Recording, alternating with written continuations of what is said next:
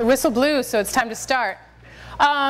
So, like Katie said, I'm an improviser. I was an actor. So my background is I studied acting at ASU, and then I got hungry, so I decided to go back to school for design. So I am, for a living, a graphic designer. Right now I'm getting my master's in interaction design, and I'm actually combining improv and design together, and I'm giving you some of the fruits of that labor here. So I just got back from an amazing camp. I don't know if anybody has ever been to a camp where 90 people get together and they all share the same passion in the middle of the woods for some sort of field. I totally recommend it. If it doesn't happen in your field, make it happen, because this weekend was amazing. So I'm all fired up. I mean, look at this. This is where we were learning improv. It's amazing. Coastal California, trees behind us, talking about improv nerdery. It's great. So I'm part of the Torch Theater here in Phoenix, and we do long-form improv. Some of you may have heard of things like Whose Line Is It Anyway? That's short-form improv. Long-form improv is done at Improv Olympic. It's done at Upright Citizens Brigade. The people who, like your Amy Poehler's and Tina Fey's, do long-form improv when they're not making bajillions of dollars on television. So long-form improv, we take one suggestion and we make an entire show out of that one suggestion. There are some formats that we share and learn, one of which is called the Herald, and it has a sequence of events, a sequence of, it's like a framework. So, you know, we do an opening together. There are 3 beats that are 2-person scenes. So there are some agreements that we have as a community that we may share, but it may also be open-ended, formless, long form. But it's one suggestion. There's no director in long form improv. Has anybody ever seen long form or know what it is? Have you seen short form improv where people, it's like games and you've got a director and they pull people up and say, hey, we're going to play 185 blanks, walk into a bar. So they're very different in that. The director, I think, is the key difference, that in long form, we don't have a director on stage telling us what's happening next. We have to agree with each other as we go what's happening next. So what's interaction design? That's what I'm getting my master's in. I think of interaction design way beyond web stuff. This stop sign is an interaction between a sign and a government and a driver. So interaction design to me is the structure and content of communication between 2 or more interactive beings to understand each other. By nature, all humans possess interactivity, and most of human communication, verbal or not, is interactive. So it's not just how to navigate a website, which is what I think a lot of us think of in this world of technology. It's also how we talk to people. You know, branding is interaction design. How we interact with a company is interaction design. How we collaborate with each other is interaction design. And that is how I could justify to my chair that I'm going to study improv and the design process. It is an interaction, and I will be getting a master's in interaction design with it. So, what's collaboration? You know, here we are at Gangplank. We all know what that is, right? Collaboration, we all know what that is. Well, I'm going to define it so that we're all on the same page. So, I think of collaboration as individual thoughts and patterns that we all come to the table with, that we work towards together to make a cohesive whole. So each of us brings to the table some point of view and some information, and we bring those together so that we have whatever we are working towards together at the end. So this is one of my projects that I've been working on with my master's degree. I charted out my personal design process here, looking at how I work with clients one-on-one and that collaboration, and then I charted out the Herald and I saw how similar they were. So kind of going through, like, here's that very top pink dots, that's the creative brief, where I ask the client, hey, what are you looking for? And then I also do my own research based on what their company or what their goals are. And then I do 3 comps based on that information. So that's these 3 sections. Then I go back to the client and I say, hey, what do you think? Give me your feedback. And we start talking about these 3 comps. Well, you know, this part really works, or the look and feel of this one really works, but I really like the layout of this one.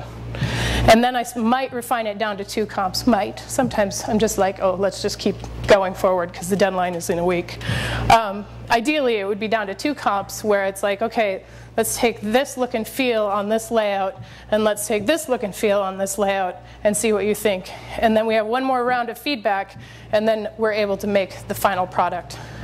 So in a Herald, on stage, we have a group, we get the suggestion from the audience. So that's our collaboration with the audience right there.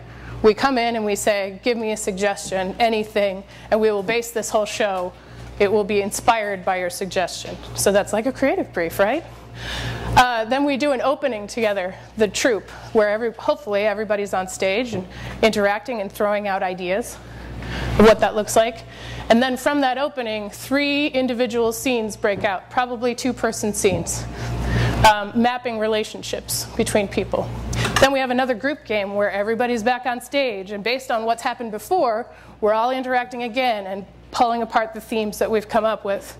And then we do a second beat of scenes based again on all the information that's happened before. So it may be a continuation of this first beat for this relationship. It may be a different relationship, but it's mapped differently. So like a parallel, if there's 2 people that are like Dumb and Dumber, the relationship, then 2 people, maybe they're presidents this time, and they're Dumb and Dumber. And so there's lots of different ways to continue that second beat. Then one more group game where we're all again together, playing with those themes we've come up with. And then the last piece is the third beat where there's crossover. So these people may interact with these people if that's appropriate in that world. So that's what a Herald looks like. That's what my personal design process looks like. And this is how I came up with this brilliant idea of getting a master's degree, because I was noticing these patterns. So here's the IDEO process. It's made up of 5 steps according to this white paper that I found.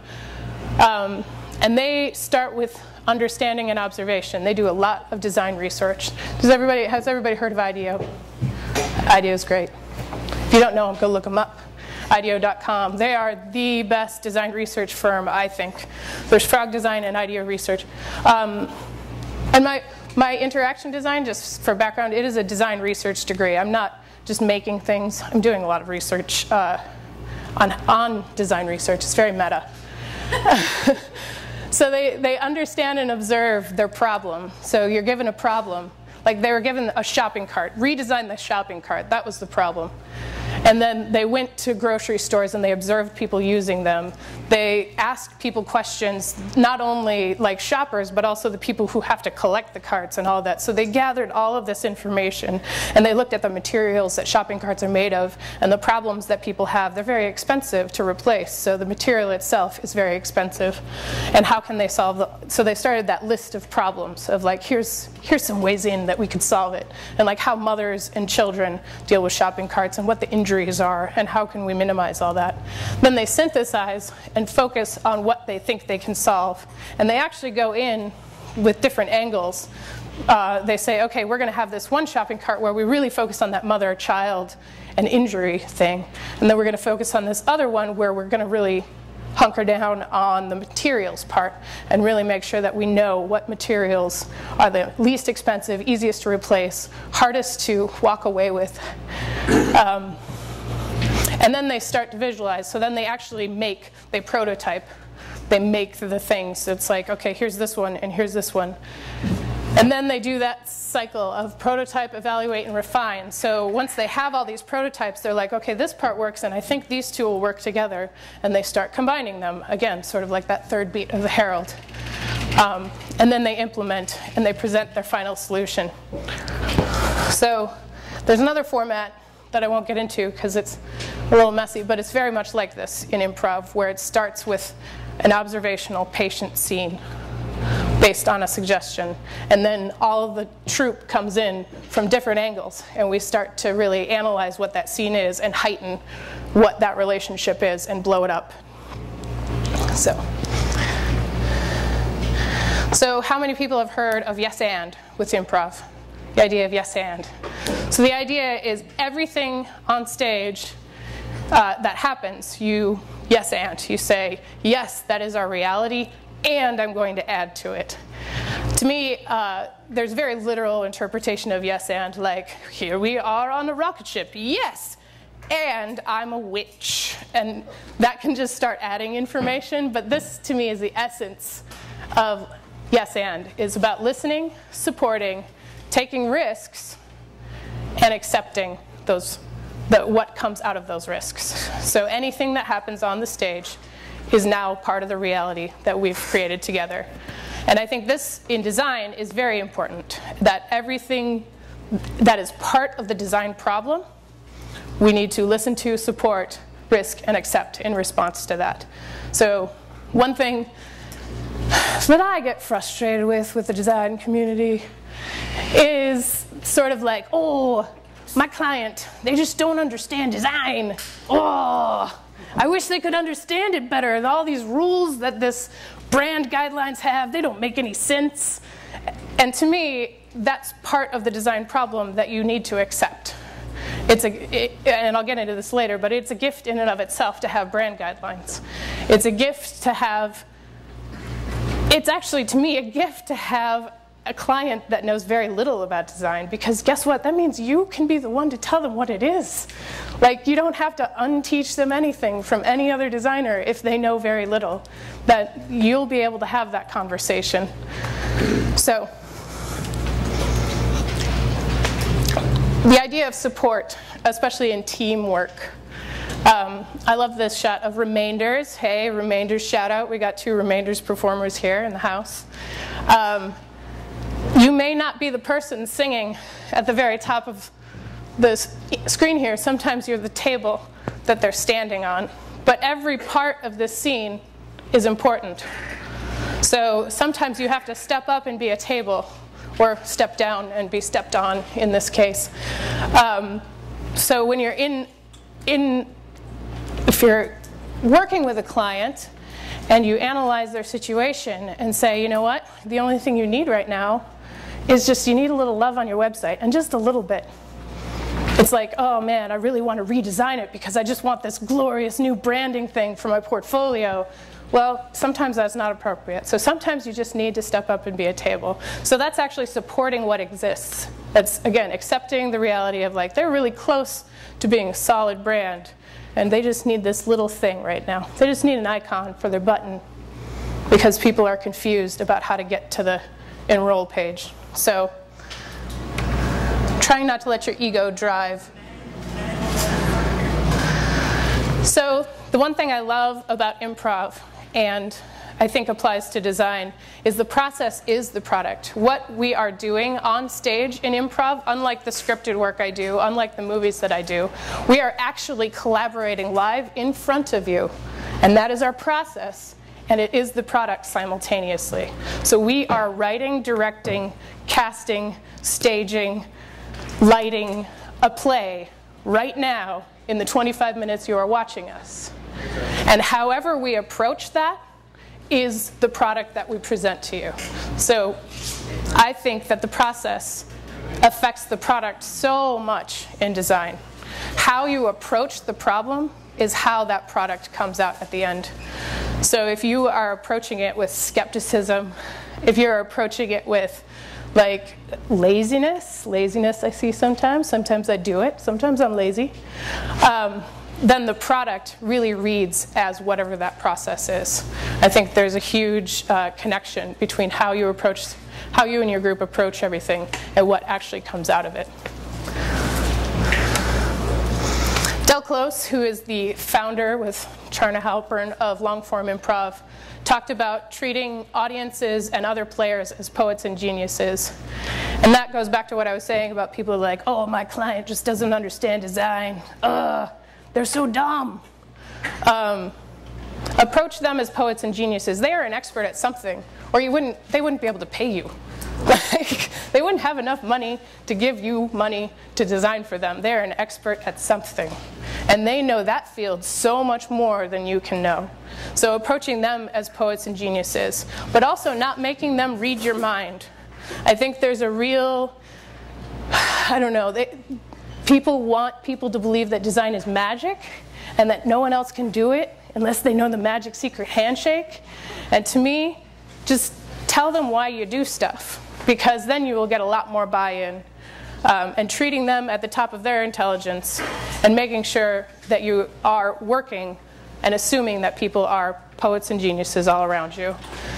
Really informing them of why you make decisions. I just had a presentation the other day where, during the client talk back, he started really getting micromanagey and like designing stuff, and he's like, okay, just draw this. And he started listing off this thing, and I'm drawing it for him and like, oh, this is so bad. This is so terrible. I'm just drawing it, but I'm going to totally erase this and spit on it later. And so we were talking about it, and he's like, maybe that's not a good website. And I said, you know what, I don't think it is a good website. It might be a great PowerPoint slide, but it was filled with circles. So I filed it away later, and I was like, circles. He really needs circles somehow. I need to show him something with circles on it. And so in one of the comps, I did this thing where some of the badges were this circular thing.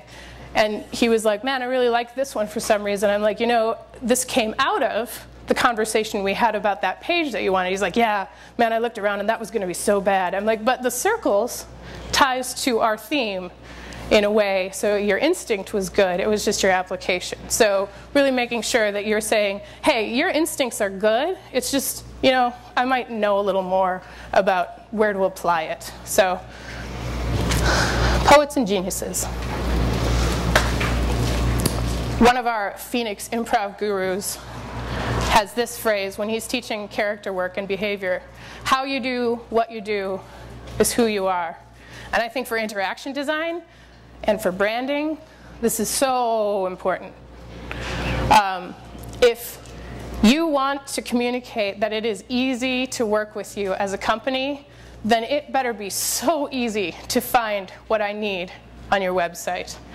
Don't make it 5 clicks. Don't bury it, because I'm given the subconscious feeling that you are difficult to work with if your site is difficult to use, or your app, or even the phone call I make to your secretary if I'm on hold, or whatever. Any interaction I have with you is what that brand is. So how you do what you do is who you are, and making sure for your clients you're designing with their mission in mind of like, you really want an open feeling for this company, and they're very much about community and transparency. Well, then you better not have this is a private section for special people only, because then it's like, well, wait, that's counterintuitive. You've lied to me, and now I don't trust you. I'm going to find someone else.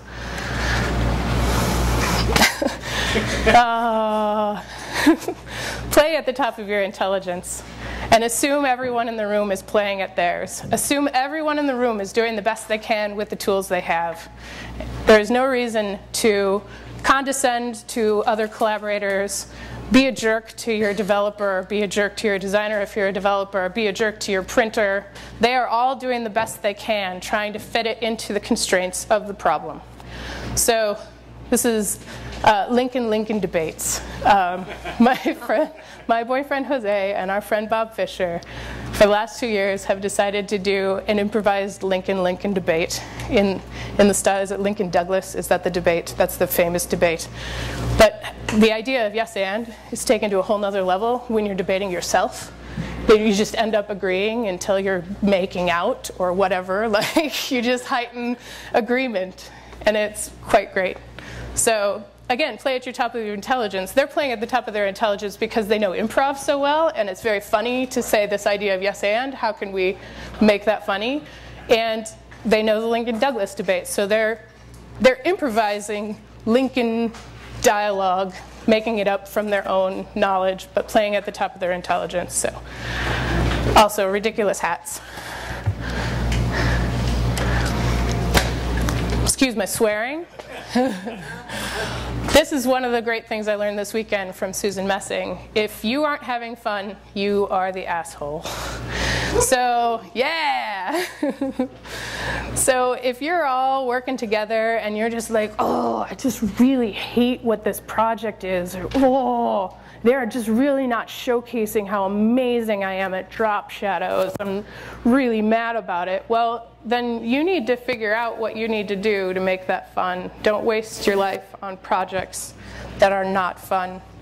And one thing I learned, so we have people coming into improv at different levels of performance, like people who have had 0 performance and people who have been studying for a very long time. And when you have 7 people on stage and everybody's doing like, this, and the one person that's petrified and doing this, and like everybody around them is moving, everybody stares harder at the person not doing it because they're like, what's wrong? What are they going to say? They're going to say something important. They're different than everyone else. And I'm sure in their heads, they're like, I'm just hiding. No one will notice because I won't do this silly thing that's happening here, and trying to move away from the spotlight. And like, first of all, if you don't want to be in the spotlight, probably sit down and be in the audience. But we all have different reasons for going on stage. But you're immediately the center of attention when you are doing something different. So why not join the group? If everybody's having fun, just try. Figure out how to have fun, how to do what you do. She also talked about the person who's the asshole is the one that stops the wave. How hard is it just to stand up and do this? But the person who doesn't do it, whatever. You just, why are you at a baseball game? Come on, go home. Go home and cry. So making sure, again, if you're not happy with your community, your design community, if you're writing angry blog posts about blah, blah, blah, it's like, well, why don't you focus on yourself and make sure you're doing what you need to do to make this collaboration, whether it be community or with the client. I've been in situations where clients are just terrible, and I have little pictures of them with darts and all of that stuff. But at some point, I had to figure out well, here's what I'm learning from this situation. I'm going to find the silver lining of I can't change that person. I can't make them have fun, but I can have fun. So make sure that you're taking care of yourself first. So this is my favorite thing to tell people that I'm collaborating. Everything we do in a design is on purpose. Every single thing. It has a meaning. Everything. So we just did this brochure. I work for the Fulton Schools of Engineering at ASU in the dean's office. And we just did a mailer for donors. I'm assuming it's for donors. We have a lot of projects right now going through, so I'm trying to keep up. And they had this beautiful trifold thing with a flap and beautiful, and then they just took the donor envelope, folded it in half, and stuck it in. And they were like, what do you think, Nina? And I'm like, wow, it's great until I get to this piece of trash that you want me to mail back with money in it. I don't feel like that's on purpose. That doesn't have any meaning here. And so what we did, trying to make that on purpose, is we made it more like a bookmark with a photo of an engineer in their research, like a student engineer in their research, and said, please support me, or something like that. Then it's on purpose, and it looks beautiful with the surrounding context. It makes sense now. So it's not just an accident that that envelope is here. And so when you're telling me you're innovative and you do things better than everybody else, and I open it up, I don't see a crumpled envelope, I might believe you more. Again, how you do what you do is who you are. So everything in a design is on purpose. Not just because it's awesome, not just because it's super cool, not just because you think it's cool and you want to make everything purple. It has a meaning. Those drop shadows have meaning, you people. So we are opening our own theater in Central Phoenix, the Torch Theater. It's been a long road.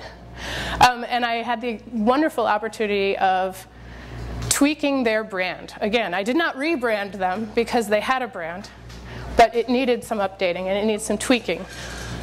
But I got to design the inside of a theater too, and that's so rare.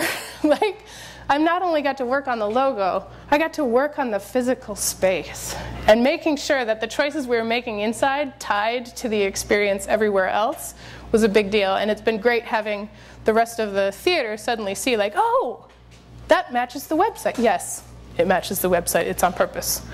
So this is our space in 4721 in process, but we are much farther now. We are actually very close to opening. So one of the things, so this is their mission and vision, and this is what I was thinking about when I was doing it.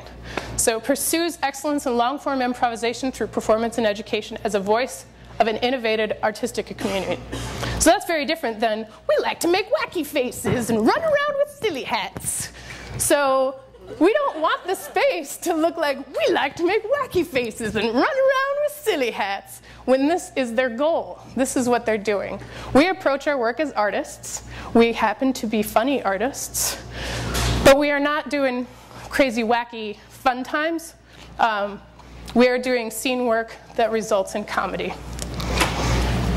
So it was really important to me to have some kind of centerpiece that elevates the space beyond just your normal downtown Phoenix, like, oh, I probably won't die here kind of situation. But I also didn't want it to be extravagant, because it isn't like we're super pretentious.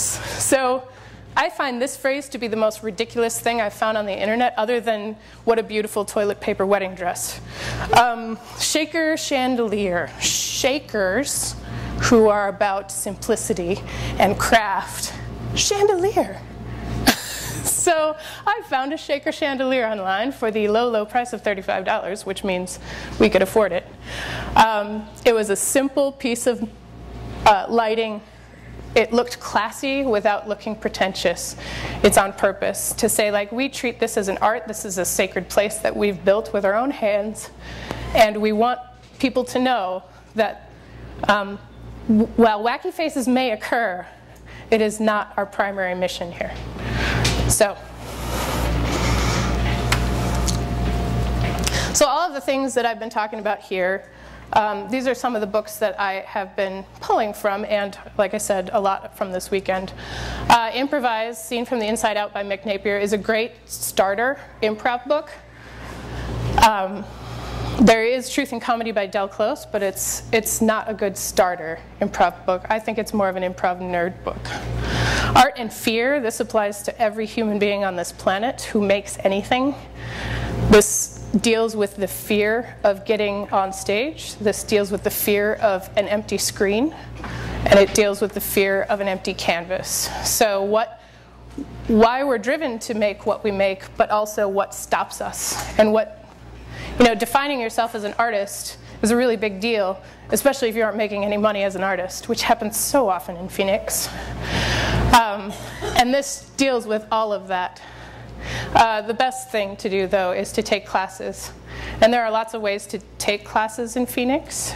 We teach long-form improv at the Torch Theater, and we're the only place that does that. And that is more about that grounded scene work, no director. There is Gestures, which teaches classes. There is NCT, and these are more East Valley. And there is Valley Fever Improv. Is that in Chandler? Do they teach, though? Not yet. Not yet. Okay. So they do the short form, which is going to teach you a lot of that yes and, a lot of the principles that we share as improv communities. So this is our own language in the Torch Theater, probably from a text message or something that was misspelled. So what I would actually like to do, and I'll see if I can do it with everybody sort of in their spots. I would love it if there was a giant open space for us to do this, but I would like us to do stuff with our bodies. Would that be okay? If everybody would stand up. We'll just kind of do it from our place, I think. See how this goes. Jose, feel free to help me out. Or not. So I would like us to do something I call, Jose taught me this, flocking, where one person is making a strong physical action, and we'll probably just do it from the torso up since we're kind of stuck in our place. Like, we could probably move around if we can push chairs in. What do you think, Jose? Would that work? Possibly. We still have to navigate tables. Yeah, you still have to navigate. So in place is fine. All right. So we'll probably just be doing it from here up. If you want to march in place, you can, whatever. And so you want to be aware of everyone around you. So you might, once we start, you're going to want to turn in. So this involves listening and supporting, and it involves risking. So everybody, one person is going to move in a certain way, and everybody is going to join them and support that move and do the same move together. So you're going to be mirroring each other. So let's say, like, I start with like, you can vocalize too. And then somebody else is going to start, and I think it's good that we vocalize because of our setup. So somebody else, at some point, maybe we do that for 30 seconds, somebody else is going to go like, choo-choo, choo-choo, choo-choo. And everybody's going to pick up on that and do that. So it's about making sure you're aware of every single person in the room, because the person might be back there doing it, and you could be up here. So that's why the vocalization probably is going to help. So if we do that for a little while, you're going to go through, they're about 30 seconds each. If no one's stepping up, so if you've been doing cue for too long, it might be your turn to do something next. Yes? I would say probably closer to 10 or 15 seconds. Oh, okay. 30 seconds feels like you're... Feels like forever. He's the master, so he knows. If it ever does feel like you've been doing it forever, that's probably that's your key to let you know that you should change it. Yep. So yeah, be the change. That you want to see in this flocking exercise. All right. So, does that make sense? Anybody else have questions? And don't be afraid to make noise. That is one thing that I notice in beginning improvisers, is that they are quiet. If you are quiet, you are apologizing for your existence. Do not apologize for the space and the sound that you are taking up. Make noise and use your body. Okay? So who is going to be the first move? Who's going to step up? Do it. Go. Woohoo! Woohoo! Woohoo! Woohoo! Woohoo! Woohoo! Woohoo! Barn! Barn! Barn! Barn! Barn! Barn!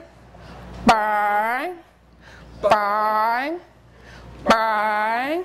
Boing, boing, boing, boing, boing, boing, boing, boing, boing, boing, boing.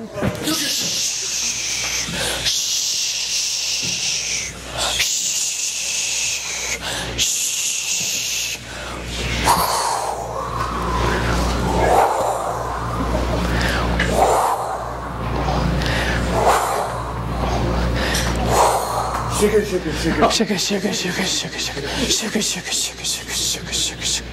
Sugar, sugar, sugar, sugar, sugar, sugar, sugar. Sugar, sugar, sugar, sugar, sugar. Sugar, sugar, sugar, sugar, sugar, sugar.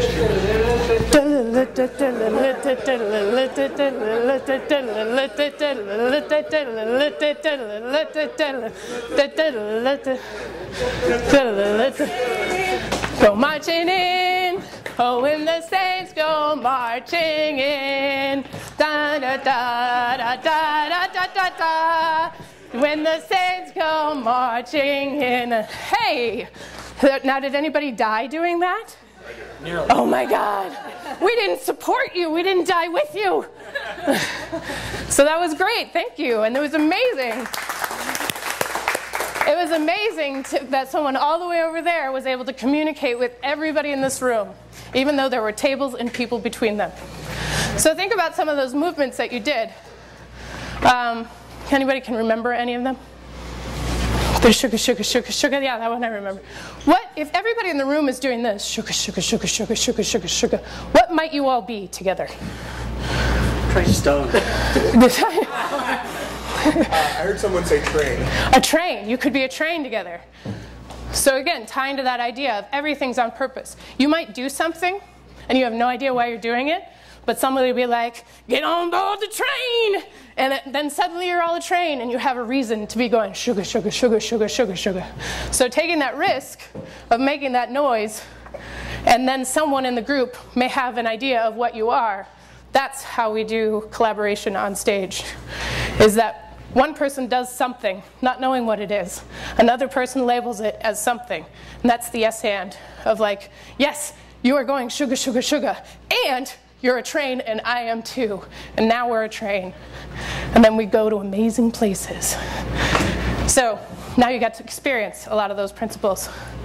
So any questions for me? Q&A. Ready? I'm out of breath. Okay. If I can breathe again. Then the camp was in the mountains, and our cabins were way up there, and where to smoke was way down there. I was so out of shape this weekend. I'm in much better shape now. Yeah?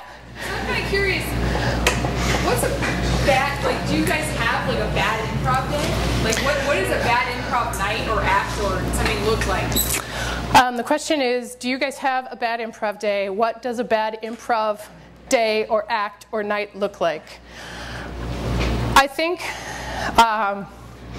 one of the things that helps bad improv be bad is sort of a, oh, I have a really funny idea, and I'm going to make this person do it, and then I'm going to go over here, and they're going to do that. And they start, like, oh, here's my funny idea, and this person can't read their mind at all. And it is just like, I don't know, I think you're making pancakes, and they were very much filing papers. So you can't, that idea of, I'm going to direct this scene from inside my head, and everybody's going to do magically what I think. That is when improv goes very bad, from, I think, beginning improvisers especially. Though I think people fall in love with their own ideas a lot. And I think I've had that experience in design collaboration, like that guy telling me, like, this is what I want, just draw it for me. He was in love with his own idea and didn't have enough experience with what would work here and what would work there, so that it was like, yeah, I'll draw this, but let's take it back and break it down and like the elements of this, versus, okay, I'm just going to make exactly what you want because I want you to be done and move on to the next project. So I think that's one element of bad improv. And I think people who aren't supportive, like, they're just like, and if you come see the Torch Theater, hopefully this will go away very shortly, but at Space 55 where we're performing now, there's actually a mark on the wall where people's shoes are, because they're leaning up against the side, like, this scene, whatever, they don't need me. Instead of like being ready, of like, who knows, there could be a walk-on, there could be a moment where, you know, they need me to edit, because we edit each other's scenes. You rely on the group. If you're in a scene, at the right moment for it to get cut, you rely on the group to do that for you. Self-editing is looked on poorly. So instead of standing like this, everybody's like this. I can't wait till it's my turn. I'm going to think of something really funny to say. It's going to be great. So I think that's also bad improv. It's a sign of bad improv. Jose, what do you think bad improv is? Or David?